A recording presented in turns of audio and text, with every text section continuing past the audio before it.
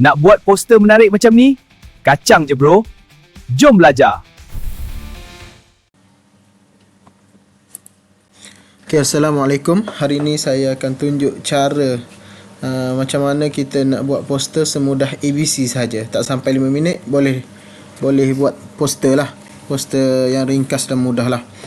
Okay, bagi yang ada D5 boleh buka D5, buka Gemini AI, ataupun boleh terus type je Gemini AI, Gemini google.com.apps/app. Okay, dekat sini untuk buat poster, kita pastikan kita pilih bahagian create image. Okay, dan kita paste, kita tulis apa yang poster apa yang kita nak buat. Contoh kat sini, saya tulis tajuk buatkan saya satu poster berdasarkan maklumat berikut. Tajuk Kejohanan Sukan Zulkifli Pahang 2026 ni adalah detail dia lah. Ni berkaitan dengan detail yang poster lah. Lepas tu tulis je apa-apa yang bagaimana kriteria poster yang kamu semua nak buat tu. Buat, contoh saya buat kat sini, buat nampak moden dan berteknologi dan sport. Ada ilustrasi kartun 3D gajah pakai baju tulisan Zulkifli.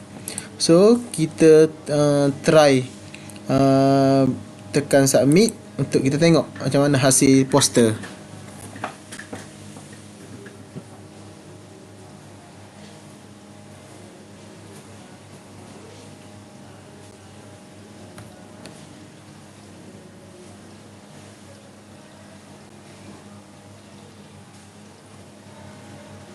Kena tunggu lebih kurang 2 minit macam tu untuk AI menjana kita punya poster lah.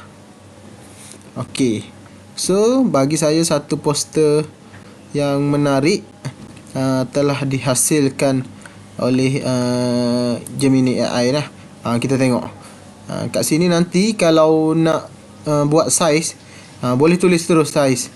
Bagi saya ni adalah satu poster bagi saya yang sangat-sangat menarik. Kejohanan Zulkifli Pahang 2026, tempat Kawisha, kita tengok takut ada kesalahan. 23, okay, sukan bola sepak, badminton, takraw dan bola jaring. Okay, sangat-sangat menarik. Cuba tengok. Semudah ABC. Tak sampai 5 minit kita boleh buat poster menggunakan Gemini AI. Pastikan pilih bahagian image, sebab dia menggunakan banana Nana Brew lah. Okey, itu saja perkongsian saya hari ini. Assalamualaikum.